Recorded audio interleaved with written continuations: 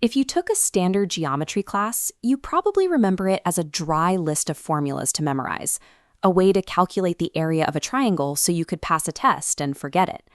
But the ancient architects saw it differently. To them, math was a pre-existing code waiting to be discovered, a hidden language that dictates the structure of reality, from the microscopic veins of a leaf to the spiral of a galaxy. The premier candidate for this universal language is the golden ratio. While artists have used it for centuries to make pleasing compositions, it actually functions as a rigid structural law of nature. This proportion is defined by the constant 1.618. It acts as a scale-invariant design code, meaning the math holds true whether you're measuring a Nautilus shell or a solar system. You can map out the physical proportions of our local cosmos using nothing but a pencil, a piece of paper, and a 7-step geometric construction. If a simple hand-drawn sketch can accurately predict the dimensions of the planets, it implies that the universe is governed by a deliberate mathematical architecture rather than a sequence of chaotic accidents.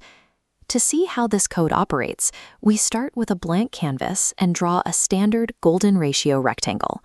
We'll mark the bottom left corner as our master pivot point. Next, we take the full horizontal length of the rectangle and use it as our radius. We swing an arc outward to the right side of the frame, creating the boundary of our primary central circle. Notice where this single arc crosses the extended top and bottom horizontal planes of our original frame. We mark those two exact intersections. Now we need to locate the exact vertical midpoint. We place a marker in the dead center of the space between those two newly created dots.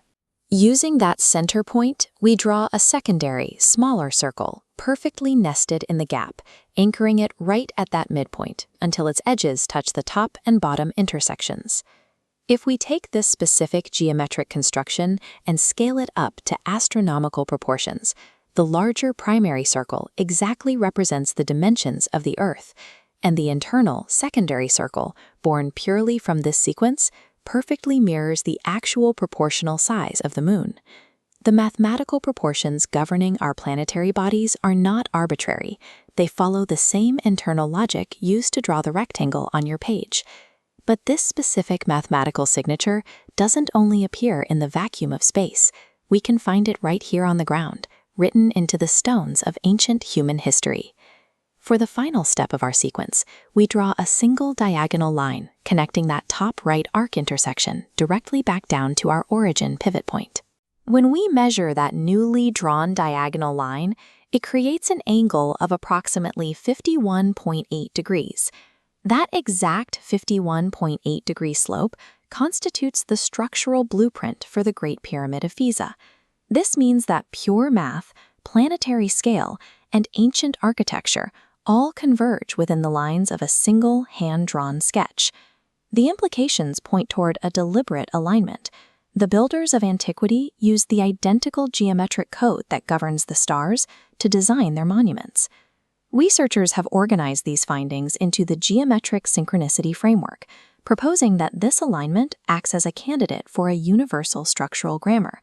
This table formally maps the three domains we just explored: abstract mathematical proportion, planetary correspondence, and architectural analogy. Spotting a pattern is a good start, but true proof requires rigorous scientific scrutiny. Identifying an overlap doesn't automatically settle the debate. To establish this framework as fact, researchers require explicit mathematical proofs for the dimensional derivation, as well as strict tolerance analyses regarding the measurement variances. The most crucial directive from the source texts is a warning: do not take these claims on faith, and do not blindly trust a video on the internet. The challenge is to execute the experiment yourself. Pick up a compass, follow the 7-step geometry, and measure the inevitable numbers firsthand. Because when you do the math, it provides an irrefutable bridge, one that suggests a structural connection between our